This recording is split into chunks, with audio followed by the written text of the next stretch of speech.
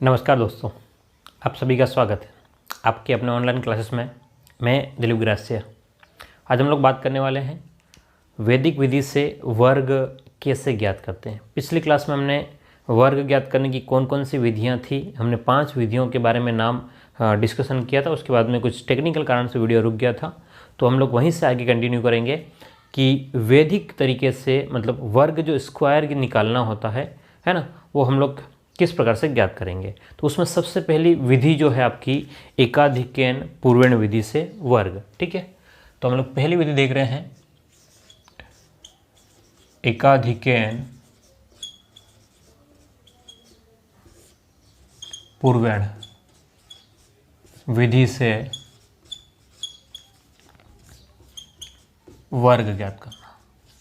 ठीक है, तो ये हमारी पहली विधि रहेगी कि हम लोग एकाधिकेन पूर्वेण से वर्ग किस प्रकार से ज्ञात करते हैं। बहुत आसान है ना। इसके लिए बस एक ही बात आपको याद रखना है कि जब भी एकाधिकेन पूर्वेण विधि से वर्ग ज्ञात करने को कहेगा, इसमें क्या होगा, ये वर्ग जब ज्ञात करने का है ना, तो इकाई अंक जो है, कौन सा अंक, इकाई अंक जो है वो कितना होगा आपका, इकाई अंक जो है वो कितना होगा आपका 5 होगा। इस बात को बिल्कुल आप लोग याद रखें कि इसका इकाई अंक क्या होना चाहिए।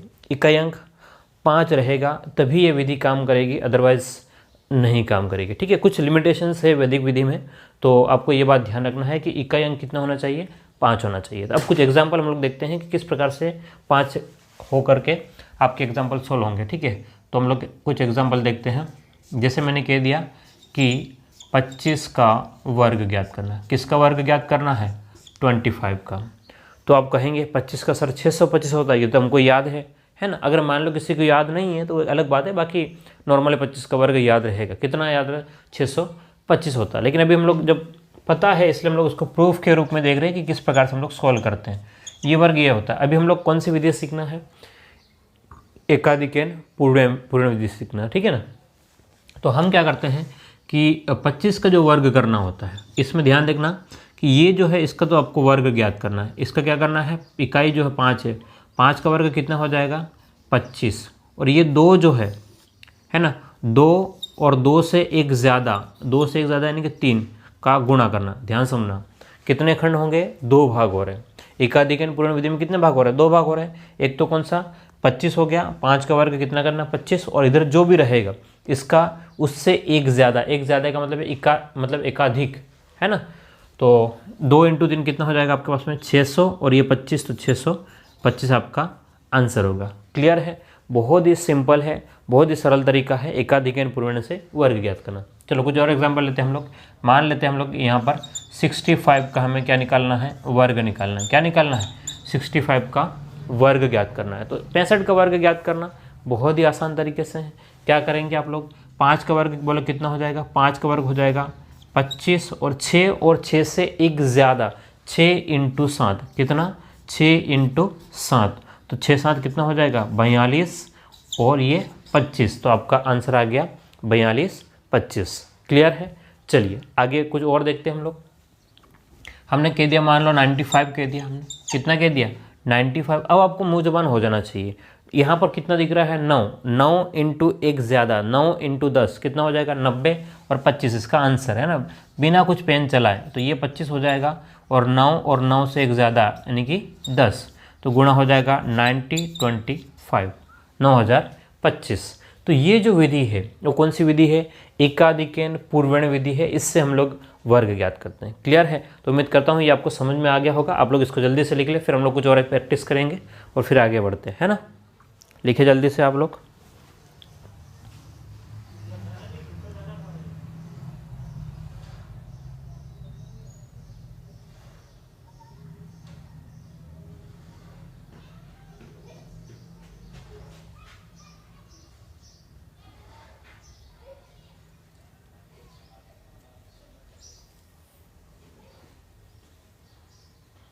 चलिए तो कुछ एग्जाम्पल और देखते हैं कि हम लोग किस प्रकार से इसको करेंगे। थोड़ा सा लेवल बढ़ाते हैं, लेवल बढ़ा के यानी कि हम लोग करते हैं 11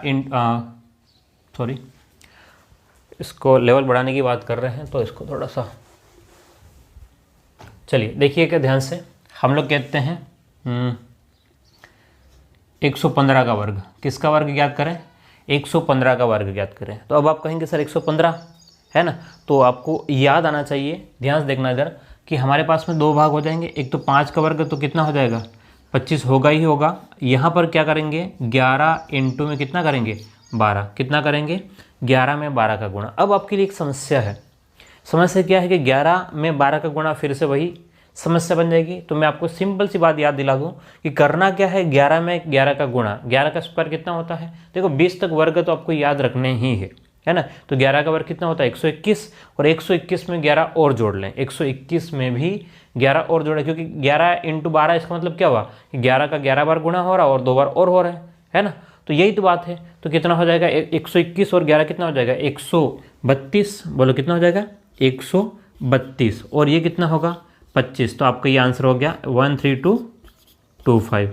ठीक है, तो यहाँ धीरे धीरे करके जितनी हम लोग संख्याएं बड़ी करते जाएंगे, जितनी संख्याएं बड़ी करते जाएंगे, ये हमें थोड़ा सा मतलब एकाधिकन पूर्ण विधि जो है वो थोड़ी सी कठिन लगने लगेगी। उसके लिए फिर एक और जुगाड़ है, नया अब नई विधि निकल के आएगी, तो हमें समझना है कि कौन कौन सी विधियाँ काम करती है। ठीक है, अभी कुछ और देख लेते हैं हम लोग। जैसे कि मान लो और कर दिया हमने, कैसे कर दिया कि 35 और 5 ये कर दिया 355, तो इसका वर्ग कितना हो जाएगा, बोलो कितना हो जाएगा 25 हो जाएगा। अब हमारे पास में 35 है, अब हमारे पास में 35 है, अब 35 का वर्ग हमें आता नहीं है ना, तो तरीका वही है, वापस से 35 के वर्ग के लिए वही तरीका भी आ गया ना। कैसे 3 5 है, 35 का वर्ग कितना हो जाएगा 25, और आपके पास में ये वाला जो है ना, क्योंकि 35 का वर्ग निकालने का तरीका क्या है, वही है ना, एक तो इससे एक ज़्यादा, तो 3 4 कितना होगा 1225। लेकिन अभी कंप्लीट नहीं, क्योंकि तो 35 और 35 से एक ज़्यादा, 35 इंटू कितना है 36 है। तो हमें क्या करना है कि 35 का वर्ग हमारे पास में ये रहेगा, उसमें क्योंकि 36 बार है, इसका मतलब 35 और एक बार और करना पड़ेगा। तो ये आपने 35 कर लिया, तो बोलो कितना हो जाएगा 10 है ना, और आपके पास में ये हो जाएगा 6 और ये 2 और 1, तो ये आपका आंसर आ जाएगा 12 60 25, ये आपका आंसर आ जाएगा। अब यहाँ पर एक ध्यान सुनना, समस्या क्या आई कि हमें दूसरी संख्या का वर्ग करना और उससे एक ज़्यादा करना कठिनाई है। ठीक है, सुनना, तो ये फाइनल विधि नहीं, मैंने कहा कि ये शुरुआत के लिए मतलब 100 तक के लिए ही काम ज़्यादा अच्छे से करती है, फिर आगे आपकी मेहनत बढ़ जाती है, प्रैक्टिस बढ़ जाती है। ठीक है, तो उसके लिए आपके पास एक विधि आपको याद रखना है, जो हम लोग लास्ट में सीखेंगे, द्वंद्व योग विधि। कौन सी? द्वंद्व योग विधि। ये जो है वो सब जगह काम करेगी, है ना। तो पांचवा जो आपका लास्ट जो तरीका हम लोग सीखेंगे वो इसी विधि से सीखेंगे। तो अब तक हमको मेथड सीखने हैं वैदिक विधि से, इसलिए हम लोग इसमें फॉलो कर रहे हैं। क्लियर है बात? तो ये कब तक ज़्यादा सूटेबल रहेगी? अगर 1 से 100 के बीच में निकालना है ना, तो आपके इजी हो जाएगा। जैसे मान लो हमें 85 का वर्ग निकालना है, तो बहुत आसान से 25 का कितना, ये तो 25 हो गया, 8 इंटू एक ज़्यादा 8 इंटू 9 8 9 72 है ना, तो 7 2 2 5 हो गया। लेकिन जैसे ही हमने बड़ी संख्या ली, जैसे हमने क्या किया, बड़ी संख्या ली और कोई याद रखता नहीं है, तो समस्या ये होती है कि फिर वो वर्ग नहीं हो पाता है। क्लियर है बात? तो उसके लिए फिर आपको दूसरी विधि पे जाना पड़ेगा। कुछ विधियां जो है अलग अलग पर्टिकुलर जगह पे काम करेगी, उसके बाद में हम लोग आगे बढ़ेंगे। ठीक है, तो जल्दी से लिख लो और फिर हम लोग आगे बढ़ते हैं। चलिए स्क्रीनशॉट ले लो या लिख लो इसको।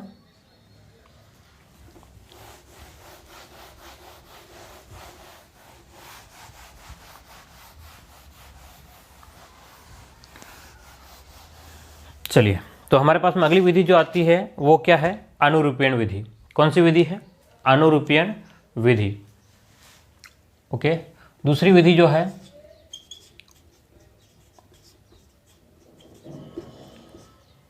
हाँ, ये भी सभी जगह काम नहीं करती है। वापस से कह रहा हूँ, ये विधि भी आपकी सभी जगह काम नहीं करेगी। हाँ, सबकी अपने अपने के लिए, ये 2 अंकों के लिए ही ज़्यादा काम करेगी। कहाँ के लिए?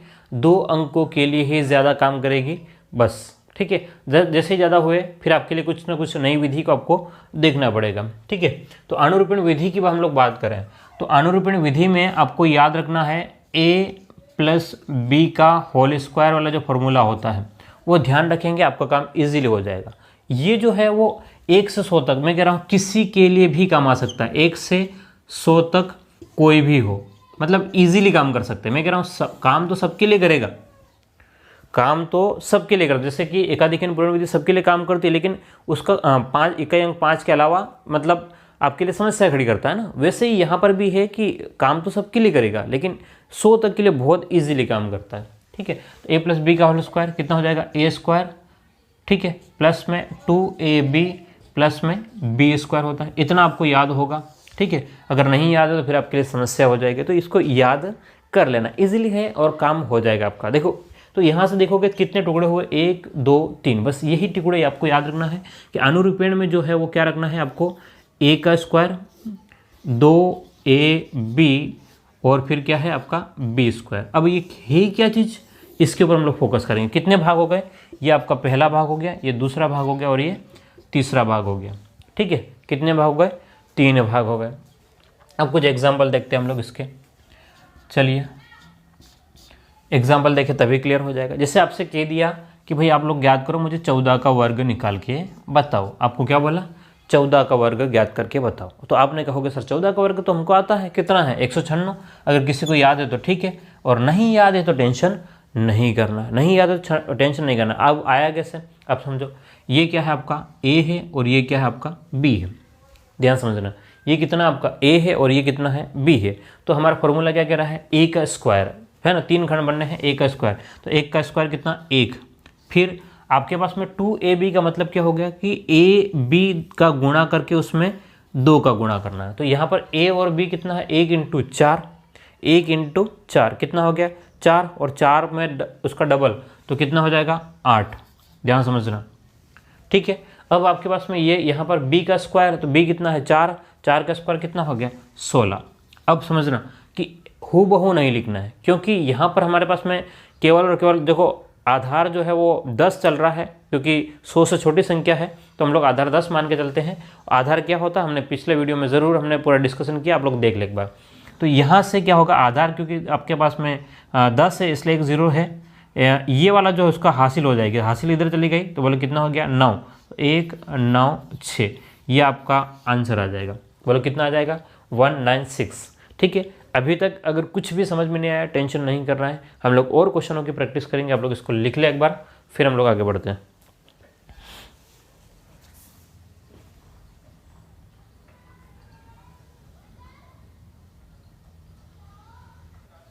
चलिए तो आगे बात करते हैं, हम लोग कुछ और प्रैक्टिस करते हैं अनुरूपण विधि में। अनुरूपण में सीधा याद रखना, बस आपको क्या याद रखना है कि a का स्क्वायर 2ab और b का स्क्वायर, बस इतना याद रखना है, आपका काम इजीली हो जाएगा। इतना याद रखना है और आपका काम इजीली क्या हो जाएगा, यहाँ पर काम सब कुछ मैनेज हो जाएगा। ओके, तो हम लोग क्या करते हैं, कुछ एग्जाम्पल और देख लेते हैं। मान लो जैसे कि हमने 23 ले लिया, 23 का वर्ग ज्ञात करो। अब सुनना ध्यान से, देखो इजी है, बस प्रैक्टिस करने की आवश्यकता पड़ेगी आपको। मैं कह रहा हूँ बहुत इजीली हो जाएगा आपसे, ठीक है। कहीं डरने की आवश्यकता नहीं, 1 से 100 तक आपको नहीं याद हो तो भी कोई फिक्र नहीं करना, आपको सीखना है बस, है ना। तो 23 का वर्ग है, तो आपके पास में देखो ध्यान से, इसका वर्ग क्या हो जाएगा, 2 का वर्ग कितना हो गया 4, इन दोनों का आपस में गुणा, 2 × 3 6, 6 का डबल 12, ठीक है। फिर 3 का वर्ग 9, क्योंकि यहाँ पर एक 9 है इसलिए 9 तो चलेगा। यहाँ पर आपको 2 लेना है और एक हासिल इधर दे देते हैं, क्या कहना है, एक हासिल, 4 और 1 कितना हो गया 5। तो आप देखोगे ध्यान से 23 का वर्ग कितना हो जाएगा 529, है ना। 23 का वर्ग कितना हो जाएगा 529। आप कहेंगे सर ऐसा तो नहीं है, क्या हो सकता है, 24 का वर्ग कितना है, मैं 24 का वर्ग करके बताता हूँ। देखो सब जगह काम करेगा ये, ठीक है। ध्यान से देखो, 2 का वर्ग कितना हो गया 4, इन दोनों का गुणा, 4 दूनी 8 और 8 का डबल, है ना, ठीक है। हमको डबल तो आपको करना ही है, उसका डबल, और इसके बाद में 4 का स्क्वायर यानी कि 4 × 4। तो यहाँ से आपके पास में इसको मैं भी 2 × 2 लिख लो ताकि थोड़ा सा दिखने में थोड़ा ठीक रहेगा।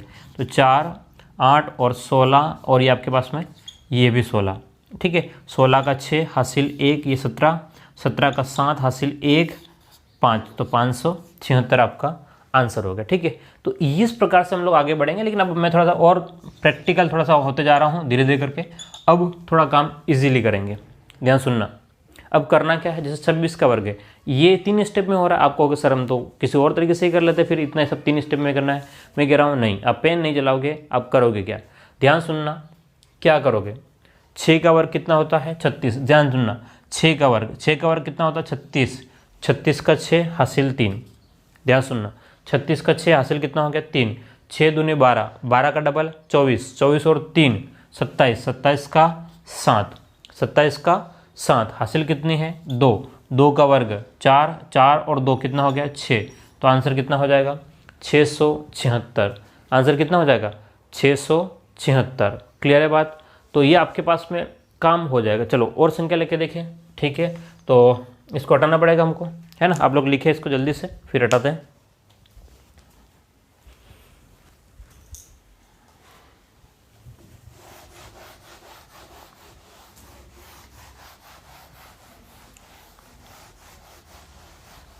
चलिए, मेरे कहने का मतलब हम लोग किसी भी संख्या का यहाँ पर 1 से 100 तक इजीली वर्ग कर सकते हैं। बाकी संख्याओं का भी कर सकते हैं, लेकिन थोड़ा सा संख्याएं बढ़ जाएगी तो आपके लिए समस्या हो जाएगी, है ना। इसलिए हम लोग कह रहे हैं। चलो ध्यान से देखिएगा, कुछ भी रैंडमली ले लेते हैं हम लोग। चलो ले लेते हैं 32 का वर्ग। देखिए ध्यान से, 2 का वर्ग कितना हो गया 4, इन दोनों का गुणा 6, 6 दूने 12, 12 का 2, हासिल कितनी 1, 3 का वर्ग 9, 9 और 1 कितना हो गया 10, तो ये 1024 हो गया। क्लियर है। हाँ, वापस से कह रहा हूँ, ये नहीं याद आ रहा है तो देखो ध्यान से, हम लोग कह दिया 43 का स्क्वायर करना, कितना करना है 43 का वर्ग करना है। देखो ध्यान से, इसका 3 भाग होने हैं हमारे पास में। कितने भाग होने हैं 3 भाग, पहला, दूसरा और तीसरा, 3 भाग होने। 3 भाग जब होने हैं तो आपके पास में 3 का वर्ग कितना हो गया, क्योंकि ये एंड वाले का वर्ग 9, इन दोनों का गुणा आपस में 4 या 12, 12 का डबल 24 और 4 का स्क्वायर 16। आपको लिखना है कितना 9, यहाँ से 4 लिख दिया, ये 2 इधर चला गया, बोलो कितना हो गया 1849 हो गया। क्लियर है। चलिए और संख्या लिख लेते हैं हम लोग 87 का स्क्वायर। ध्यान समझना, अब मैंने संख्या थोड़ी सी बड़ी कर दी है ना। ध्यान से देखो इधर, 7 का वर्ग कितना हो गया 49 का 9, हासिल कितनी है 4, हासिल कितनी है 4।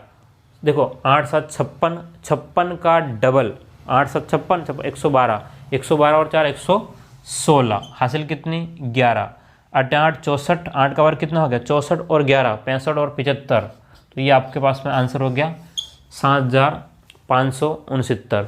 क्लियर है। तो ये जो हमने विधि अभी तक सीखी है वो क्या है, सूत्र अनुरूपण विधि द्वारा वर्ग ज्ञात करना। क्लियर है। उम्मीद करता हूँ आपको ये समझ में आ गया होगा। आप लोग इसको लिखें अच्छे से और क्वेश्चंस का प्रैक्टिस ज़रूर करें, क्योंकि प्रैक्टिस ही आपको आगे लेके जाएगी। अदरवाइज़ फिर कोई मतलब नहीं है हमारे कितना भी अच्छा पढ़ाने का, है ना।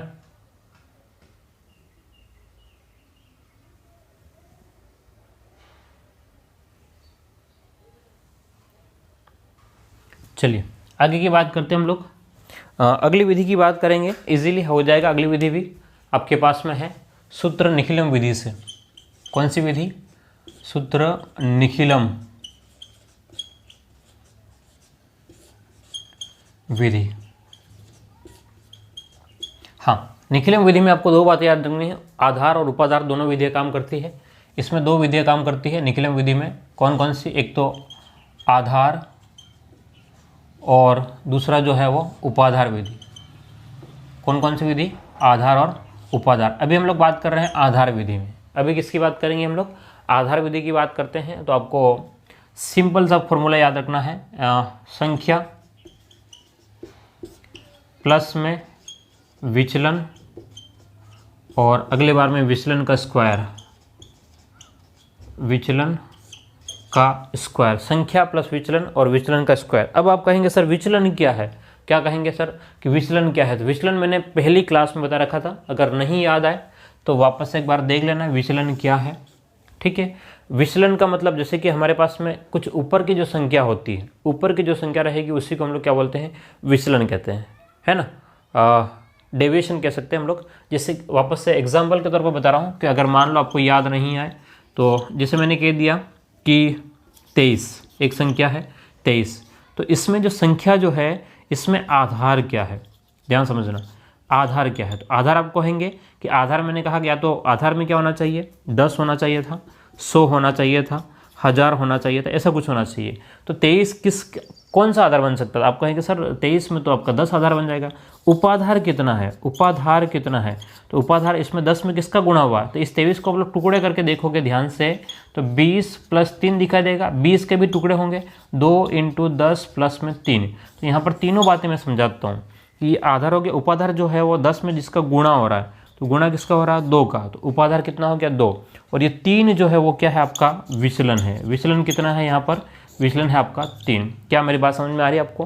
तो ये हम लोग फॉर्मूला यूज़ करने वाले हैं। मैंने पहले भी आपको टर्मिनोलॉजी बता दी है, आपको शब्दावली में आपको बात कर ली कि ये शब्द आपके काम आ रहा है। लेकिन हो सकता है आपने वीडियो नहीं देखा हो, तो आप लोग उस वीडियो को ज़रूर देखें ताकि आपको शब्दों को समझने में ईजी आ जाए। देखिए, नंबर लाना एक अलग बात है और कंसेप्ट को समझना एक दूसरी बात है। एक बार आपने कंसेप्ट समझा है तो आपको गलत होने के चांसेस बहुत कम हो जाएंगे। क्लियर है? आधार, उपाधार और विचलन। तो अब हम लोग बात करते हैं कि विचलन कैसे। जैसे हमने मान लो कि 23 संख्या जो लिखी थी, 23 का हमें वर्ग ज्ञात करना है। ठीक है, 23 का वर्ग ज्ञात करना है तो हम लोग जानते हैं कि 23 का वर्ग जो होगा वो कितना होगा, 9 है ना। 6 दूनी 3 दूनी 6 और 6 का डबल 12, और यहाँ पर आपके पास में कितना हो जाएगा, 4 है ना। तो 529 वर्ग आ रहा है। देखो, मेरे को याद नहीं है, मैं साफ बता रहा हूँ, मेरे को याद नहीं, मैं याद रखना भी नहीं चाहता हूँ क्योंकि तरीके पता है मुझे, तो फिर क्यों याद रखना फालतू का।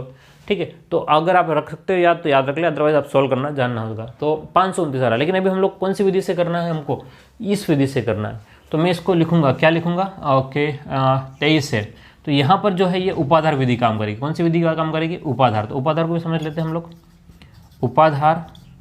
और इसमें क्या कर लेंगे हम लोग, संख्या प्लस में विचलन और विचलन का स्क्वायर।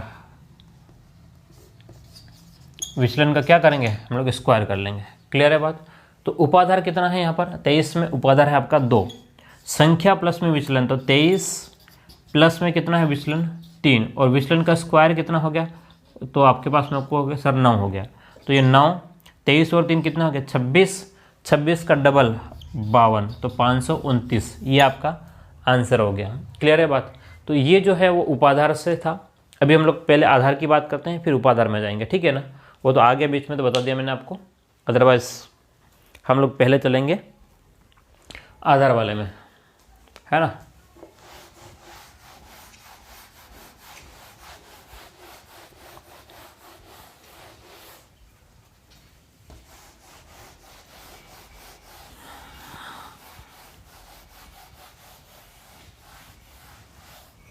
चलिए ध्यान से देखिएगा, हमें क्या करना है, हमें संख्या, अभी तो आधार वाले तरीके से कर रहे हैं। जैसे आपको कह दिया कि 107 का वर्ग ज्ञात करो। किसका वर्ग, 107 का वर्ग। तो हमें क्लियरली दिख रहा है कि आधार कितना है ना। आधार कितना है, तो ये 100 के आसपास है, तो 100 है। और विचलन कितना है, तो 100 से कितना ज़्यादा है, तो आप कहोगे सर विचलन तो 7 है ना। तो करना कुछ नहीं है, ध्यान समझना इधर। आपको जो संख्या दे रखी है 107 प्लस 7 और विचलन का स्क्वायर, तो 7 का स्क्वायर कितना हो जाएगा, 49 हो जाएगा। तो ये आपके पास में हो जाएगा 1 और 4 9, ओके, ये 4 है ना, 114 49। तो ये आपके फॉर्मूला है। चलिए और देखते हैं हम लोग, 103 कर लो, है ना। 103 का वर्ग, तो बोलो कितना हो जाएगा, 103 का वर्ग 103 प्लस 3 और 3 का स्क्वायर, बोलो कितना हो जाएगा आपके पास में 9। तो क्योंकि अब आधार हमारे पास में कितना है, आधार जो है हमारे पास में कितना है, 100 है, इसलिए यहाँ पर 9 एक संख्या है, इसके आगे एक 0 रख देना ताकि क्या हो जाएगा, 2 संख्या हो जाए। 0 9 और यहाँ पर कितना हो जाएगा 106। तो ये आंसर हो गया। क्लियर है। तो ये हमारे पास में कौन सी विधि हो गई, निखिलम विधि हो गई, आधार और उपाधार विधि से। तो बहुत ही सिंपल मेथड में या सिंपल तरीके से हम लोग क्वेश्चनों को कर सकते हैं, हमें कोई इश्यू नहीं बनता है। लेकिन आपको मेथड एक बार सीख के बाद में यूज़ करने आना चाहिए। ठीक है ना। एग्ज़ाम में मेथड को नहीं पूछेगा कि मेथड क्या है, आपको उसका आंसर निकालने आना चाहिए। क्लियर है। तो उम्मीद करता हूँ आपको ये विधियाँ समझ में आ गई होगी। अभी कुछ उपाधार विधि के हम लोग कुछ क्वेश्चन देख लेते हैं ताकि आपको और समस्या नहीं बने।